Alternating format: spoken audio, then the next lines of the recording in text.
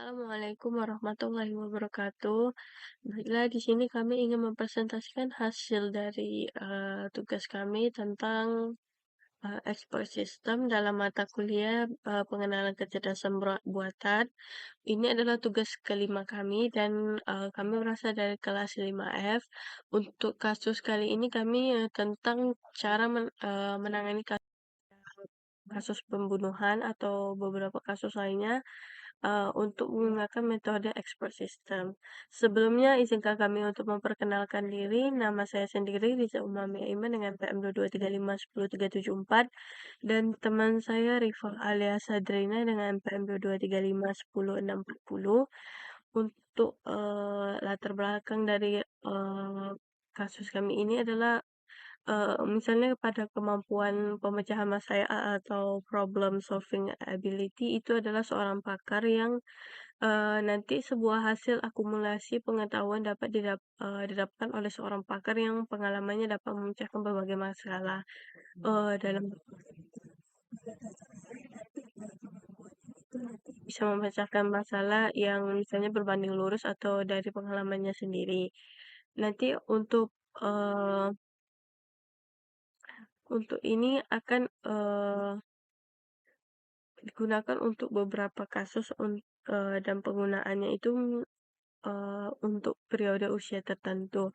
Nanti untuk penyelesaian kasusnya itu sesuai dengan zaman dan teknologi yang muncul dari cabang ilmu pengetahuan yang mungkin mengakuisisi kemampuan berpikir manusia itu sendiri tentang artificial intelligence. Nanti fokusnya itu pada artificial intelligence itulah kami akan membahas tentang expert system. Maka misalnya nanti untuk sistemnya itu akan mengakuisisi kemampuan misalnya pemecahan masalah atau pengamanan dari seorang pakar dalam sebuah sistem. Untuk sistem itu yang disebut dengan sistem pakar atau expert system. Untuk sistem pakar atau expert system itu sendiri adalah suatu sistem informasi yang berisi dengan pengetahuan dari pakar sehingga dapat digunakan untuk konsultasi. Misalnya sistem pakar ini dapat berisi tentang pengetahuan atau knowledge yang nanti dari suatu atau lebih pakar. Nanti pengetahuan dari seorang pakar ini dapat digunakan sebagai dasar untuk sistem pakar untuk menjawab beberapa pertanyaan melalui konsultasi. Untuk sistem pakar itu sendiri mempunyai 3 komponen inti atau core komponen, yaitu pertama ada user interface atau komponen input dan outputnya. Untuk interface-nya itu misalnya nanti media yang misalnya digunakan untuk pada seorang sistem pakar untuk berhubungan dengan input atau misalnya menerima atau mempertanyakan atau misalnya konsultasi. Nanti outputnya itu dia akan menjawab beberapa pertanyaan yang misalnya ditanyakan oleh user sesuai dengan apa yang telah dia tanyakan sebelumnya. Yang kedua itu adalah uh, inference engine atau mesin penarikan kesimpulan. Nanti interface ini akan diartikan sebagai nanti dia akan terdapat beberapa sistem pakar atau expert system yang dapat digunakan untuk evaluasi aturan-aturan rules, misalnya nanti basis pengetahuan dan knowledge base-nya atau urutan-urutan tertentu untuk memberikan jawaban dan pertanyaan-pertanyaan yang pemakai sistem dari alasan konsultasi yang pada sistem pakar itu. Berikutnya ada knowledge base atau basis pengetahuan. Knowledge base atau kumpulan pengetahuan diadopsi atau diakuisisi dari suatu pakar atau lebih yang berkaitan dengan eh, berkaitan satu dengan lainnya, akhirnya dibentuk suatu rules of them. Misalnya nanti orang ahli yang akan dalam melakukan pengambilan pengetahuan dari pakar akan menerapkan dan mensubstitusikan ke dalam sistem yang disebut dengan keyless engineer. Nanti proses untuk adopsi ini mensubstitusikan pengetahuan dari pakar ke dalam sistem dengan keyless acquisition dan keyless extraction. Berikutnya adalah Penalaran interface, engine atau interface engine reasoning itu adalah pengetahuan QoS dalam sistem pakar yang nanti diwakilkan oleh aturan-aturan pada rules. Nanti aturan ini, dihubungkan dengan membentuk diagram pohon atau tree diagram. Nanti sistem pakar akan memproses aturan-aturan pada komponen, misalnya sistem pakar untuk bertugas memproses aturan pada interface engine. Nanti, ada 2 cara utama untuk, umum yang mungkin digunakan untuk interface, engine, yaitu pertama forward reasoning atau forward scanning. Itu forward reasoning, adalah yang biasanya disebut dengan forward scanning, adalah suatu cara atau metode misalnya untuk memproses aturan-aturan dalam QoS base yang menggunakan fakta-fakta yang sudah ditentukan untuk mendapatkan suatu kesimpulan atau conclusion. Nanti penalaran dari forward itu sendiri ini berbasis data driven, berdasarkan data fakta yang sudah ada. Untuk prosesnya itu dengan memeriksa misal aturan-aturannya itu mulai dari awal sesuai dengan fakta yang sudah ditemukan. Yang kedua adalah backward reasoning atau backward scanning. Untuk penalarannya sendiri itu adalah suatu penalaran yang didasarkan pada tujuan atau goals drive.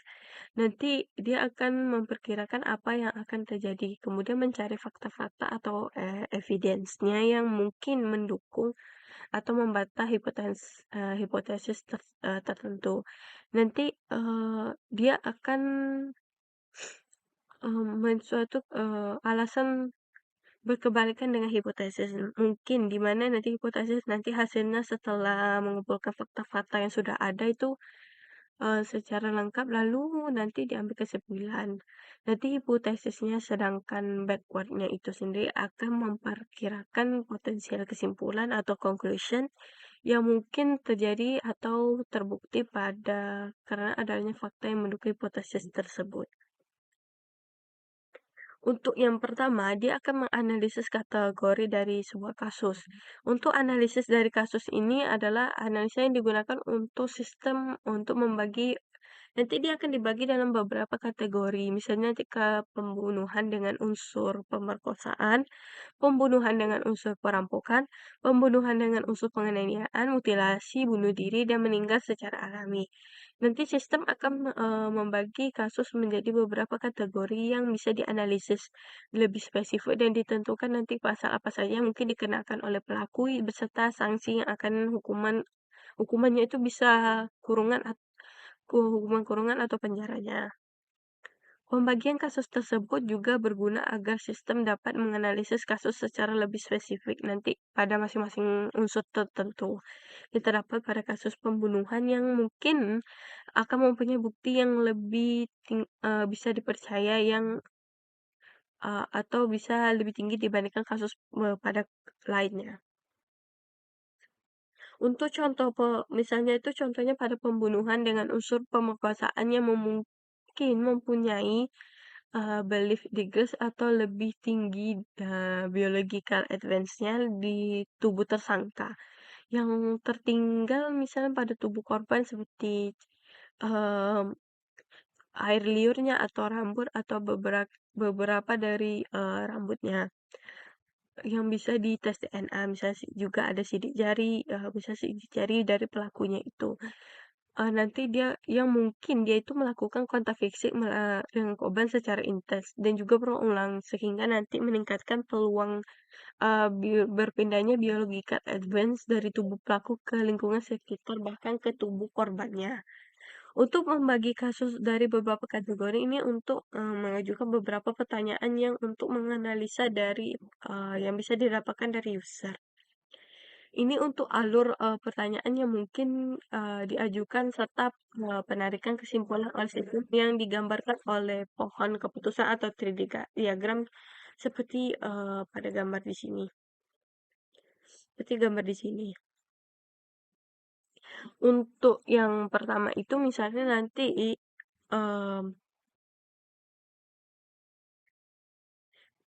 untuk pada pohon ke tree. Tree diagramnya itu. Nanti dia misalnya, setiap simpul atau nodenya itu mempresentasikan fakta misalnya yang, fakta yang diuji. Nanti setiap cabangnya akan menunjukkan beberapa keputusan yang misalnya iya dilambangkan dengan T atau tidak dilambangkan dengan F. Itu dari setiap fakta yang ada. Misalnya nanti simpulannya nanti berwarna biru itu adalah simpulan akhirnya yang diambil dari setelah melewati beberapa rangkaian yang dan aturan tertentu. Nanti untuk cara pengambilan keputusannya itu ada dimulai dari misalnya F01. Nanti jikalau ya atau T dia akan dilanjutkan ke F05. Dan jikalau tidak dia akan ke F04 dan akan menghasilkan K01. Seperti di sini. Yang kedua, jikalau dia, dari F05 jika dia iya atau T, dia akan melanjutkan ke F06. Jikalau tidak atau F, dia akan menghasilkan ke K06. Jadi perbedaan jikalau ya dia F, kalau dia, tidak pada F05, dia akan menghasilkan K6, berarti tidak. Misalnya dari F06. Dia misalnya ya atau T, dia akan melanjutkan ke F08. Dan jikalau tidak atau F, dia akan lanjutkan ke F09. Atau nanti misal juga dimulai dari F08. Jikalau iya, dia akan menghasilkan K03. Jikalau tidak, dia akan menghasilkan eh, F ke F09.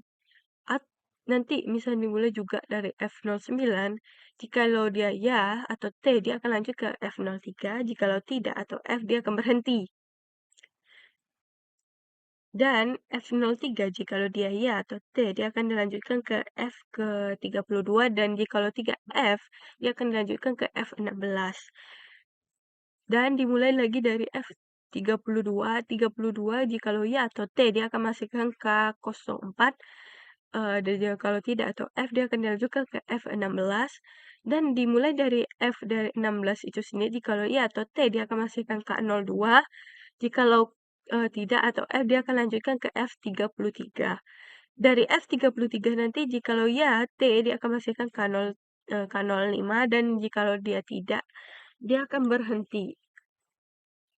Nanti untuk di sini dari pohon tri ini akan mungkin mengikuti aturan-aturan yang mungkin pada tabel yang akan saya tabel keputusan pada jawaban ya atau tidak yang akan saya tampilkan berikutnya. Ini adalah untuk alur pertanyaan yang mungkin digunakan oleh sistem untuk menyimpulkan jawaban analisa dan misalnya pertanyaan dari user yang untuk ini adalah production dari rows table yang sebelumnya. Dia misalnya nanti kode fakta. Nanti kode fakta itu akan menunjukkan fakta yang digunakan sebagai dasar untuk pengambilan keputusan. Jikalau ya, dia akan kondisinya akan memenuhi semua fakta yang ada. Misalnya nanti dia akan menghasilkan kesimpulan tertentu. Jikalau tidak, dia akan tidak memenuhi fakta manapun. Misalnya akan menghasilkan kesimpulan lainnya. Untuk contohnya misal nanti pada aturan produksinya F01 jikalau iya dia akan menghasilkan F05. Jikalau F01-nya tidak akan menghasilkan F04. F05 nanti jika iya akan menghasilkan K01, F05 yang misalnya tidak akan menghasilkan F06. Jikalau F06 iya dia akan menghasilkan F08, dan F06 jikalau tidak dia akan menghasilkan K06. Nanti setiap untuk pengambilan keputusan akan berdasarkan pada fakta yang memang sudah ada dan sesuai dengan data-data yang sudah ada.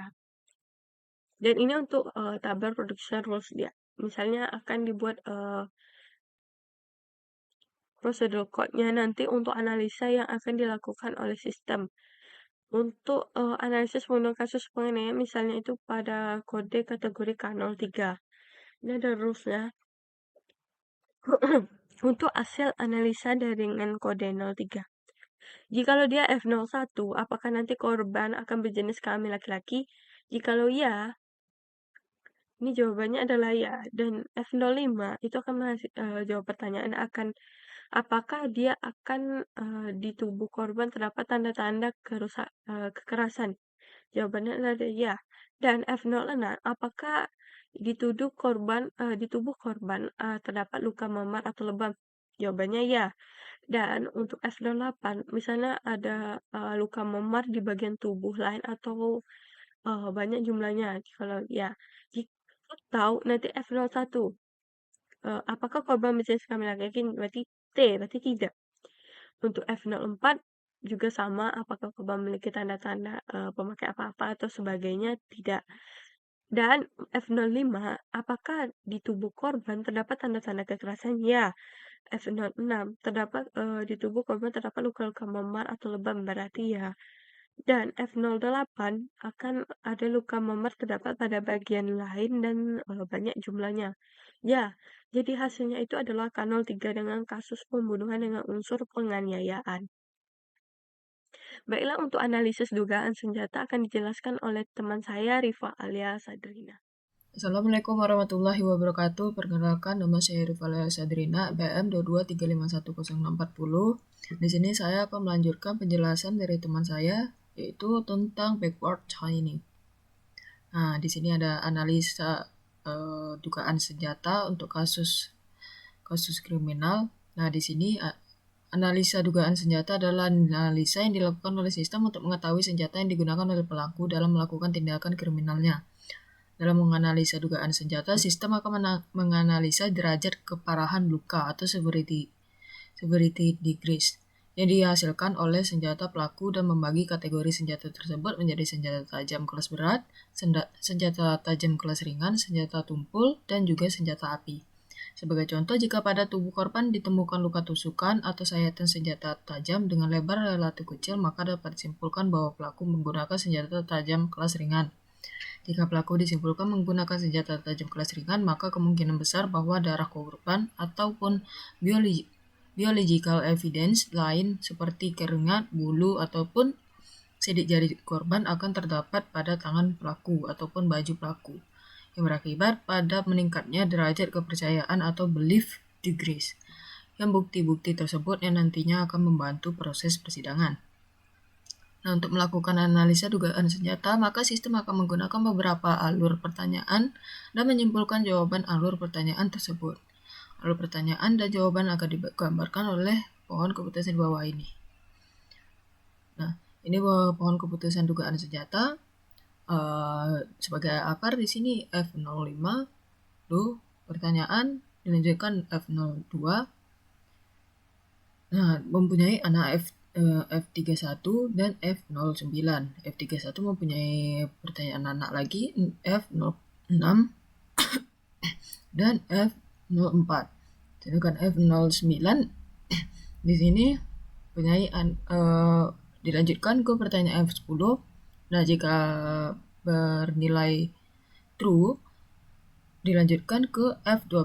Jika bernilai false, maka dilanjutkan ke F14. Nah, alur pertanyaan yang digunakan oleh sistem untuk menyimpulkan jawaban hasil dari analisa pertanyaan dari user akan digambarkan oleh tabel production rules di bawah ini. Ini fakta kodenya terkait dari pohon keputusan dugaan senjata tadi. Dan ini adalah tabelnya. Untuk F05, jika di F02 iya, nah di sini kan cuma tersedia ya atau true. Maka tidaknya itu di strip karena tidak ada pilihan lagi. Untuk F02-nya, di sini terdapat dua anak yaitu F31 dan F09. Nah, di sini bisa dilihat untuk jawaban ya F31 dan untuk jawaban tidak F09. Untuk F31 di sini jika jawaban ya dapat F04 untuk S04 dan untuk jawaban tidak itu F06. Nanti dilanjutkan ke pertanyaan F0 dan hasil akhirnya itu S02. Untuk F09 itu di sini cuma mempunyai satu anak yaitu F10 dan di F10 itu mempunyai dua anak, yaitu ya dan tidaknya. Ya, untuk ya itu F12 dan untuk tidaknya itu F14. Nah, jika F12 ya, maka dapat hasil akhir itu S02, dan jika tidak dilanjutkan ke F13. Dan dari F13 tadi didapat S01. Nah, dari jawaban tidak tadi, F14 ini ada dua anak lagi, yaitu F15 dan S01. Jika jawaban ya, maka yang didapatkan yaitu S01, dan jika tidak, jawaban yang terakhir itu S02. Berarti dugaan senjatanya itu bernilai false. Nah, dari double production rules di atas, maka dapat dibuat pseudocode untuk analisa yang akan dilakukan oleh dari sistem. Di bawah ini adalah contoh pseudocode untuk analisa senjata tajam kelas berat dengan kode dugaan S01. Nah, rules 3 untuk hasil analisa dengan kode S01, if F0 5, yaitu apakah di tubuh korban terdapat tanda-tanda kekerasan. Jika di sini bernilai true atau ya. Nah, untuk F02-nya itu apakah terdapat luka berlubang berbentuk bulat pada tubuh korban. Nah, ini tidak. Dan F09, apakah di tubuh korban terdapat luka yang berasal dari senjata tajam.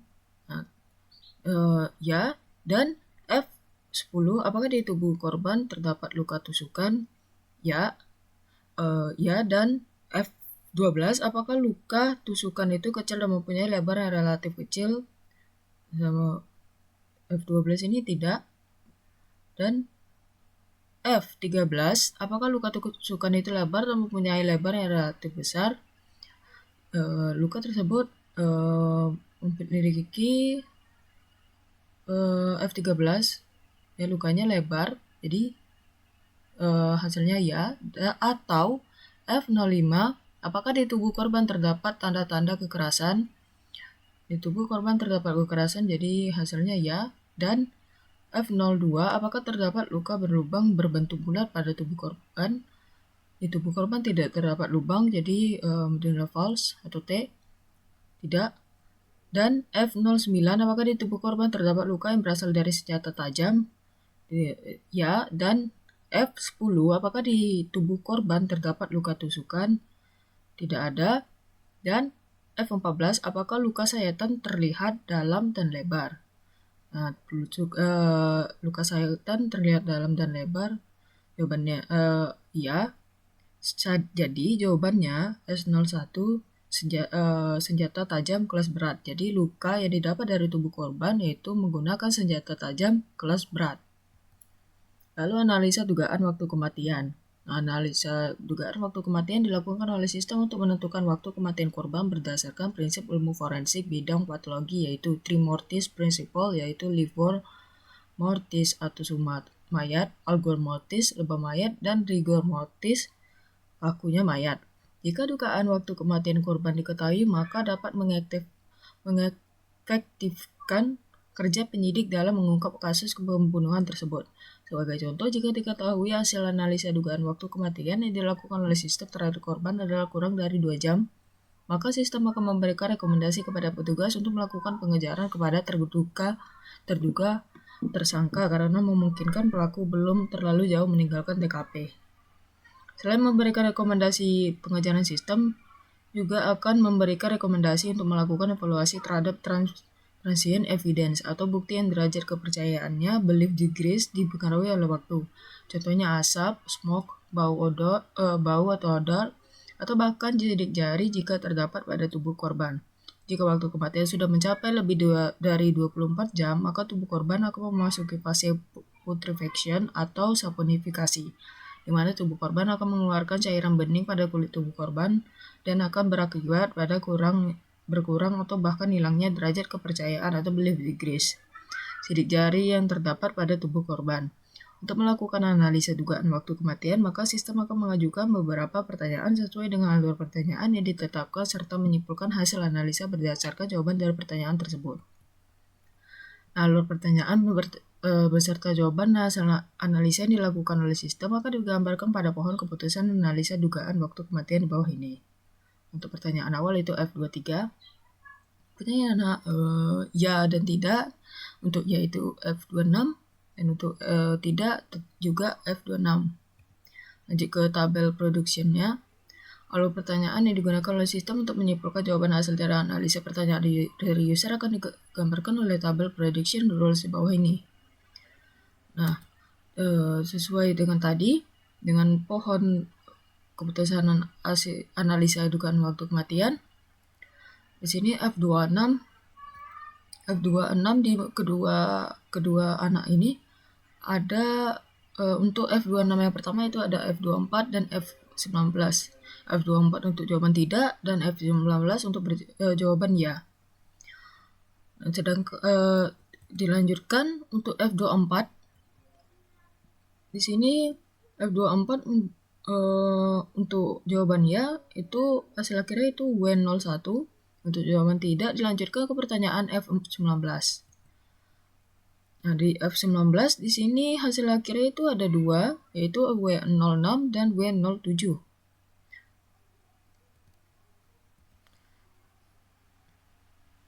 Nah, untuk yang dari F24, yang F19 anakan dari F24 itu hasil akhirnya itu 0, W0,03 dan untuk tidaknya itu W02. Untuk yang F26 di sini untuk jawaban tidak dilanjutkan ke pertanyaan F24 dan untuk jawaban ya dilanjutkan ke pertanyaan F21.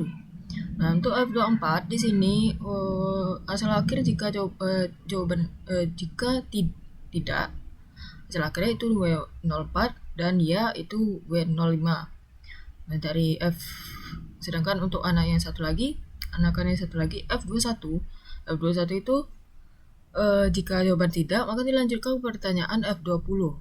Nah, di F20 ini hanya mempunyai satu hasil yaitu W06. Nah, dari tabel production rules tadi maka dapat dibuat pseudocode untuk analisa yang akan dilakukan oleh dari sistem. Di bawah ini adalah contoh pseudocode untuk analisa dugaan waktu kematian 24 sampai 36 jam dengan kode dugaan W06. Untuk rules 4, untuk hasil analisa dengan kode W06, jika F23 ini pertanyaannya adalah apa kondisi mata korban terluka. Nah, di sini kondisi mata korban terluka, jadi jawabannya ya. Dan F26, apakah bagian mata hitam korban sudah hilang? Kondisi bagian mata hitam korban sudah hilang, jadi nilainya true. Dan F19, apakah tubuh korban terlihat kaku?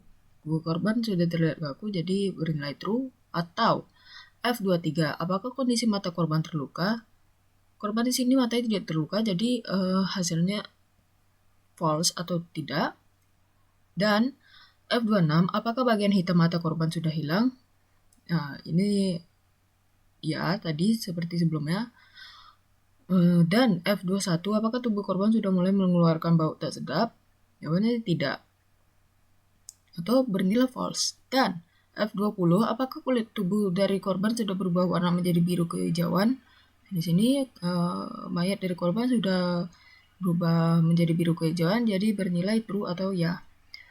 Jika dari semua pertanyaan di atas sudah dijawab, nah ini jika banyak hasilnya yang sesuai dan W06 berarti waktu dari mayat itu 24 sampai 36 jam dugaannya. Nah, untuk terakhirnya itu program backwardnya di sini sudah dibuat dengan kelas expert system. Nah, di sini untuk di sini kan udah disimpulkan tadi dari beberapa rules sebelumnya dengan hasil akhirnya itu K03, S01 dan W06. Nah, di sini jawaban-jawaban yang sudah didapatkan tadi yang bernilai true. Nah, di sini ada fungsi def add fact, def backward chaining. Untuk fungsi backward chainingnya dan diagnosanya. Contoh penggunaannya di sini memasukkan F1 itu F01 itu ya atau true, F05 true, F06 true, dan F08 true. Nah, maka hasil diagnosisnya itu akan dimunculkan dan kasus ini termasuk kategori mana yang sudah kita tentukan sebelumnya di self result ini. Dari hasil diagnosisnya ini kasusnya termasuk kategori K03. Kesimpulannya, backward chaining adalah salah satu metode penalaran dalam sistem pakar yang dimulai dari hipotesis atau tujuan yang ingin dicapai dan berusaha membuktikannya melalui fakta-fakta yang relevan. Metode ini sangat efisien dalam menyelesaikan masalah yang spesifik karena hanya berfokus pada aturan dan data yang mendukung hipotesis tersebut. Backward chaining sering diterapkan dalam sistem diagnostik seperti diagnosis medis dan troubleshooting, di mana sistem harus memberikan solusi berdasarkan tujuan tertentu. Namun, metode ini memiliki keterbatasan seperti ketergantungan pada kelengkapan basis pengetahuan dan kurang efisien jika terdapat banyak hipotesis yang harus diuji secara bersamaan. Untuk sarannya, untuk meningkatkan efektivitas backward chaining dalam sistem pakar, penting untuk mengembangkan basis pengetahuan yang akurat dan mencakup berbagai kemungkinan skenario dengan melibatkan pakar domain. Selain itu, metode ini dapat dikombinasikan dengan forward chaining atau teknologi yang membelajar mesin untuk menciptakan sistem yang lebih fleksibel dan adaptif. Validasi sistem secara berkala dengan data baru sangat diperlukan untuk memastikan akurasi hasil. Disarankan juga untuk memanfaatkan teknologi modern seperti NLP dan visualisasi data untuk meningkatkan pengalaman pengguna. Pelatihan pengguna tentang cara kerja backward chaining juga penting agar sistem dapat dimanfaatkan secara maksimal. Saya rasa cukup penjelasan dari kelompok kami. Jika ada kesalahan mohon dimaafkan. Wassalamualaikum warahmatullahi wabarakatuh.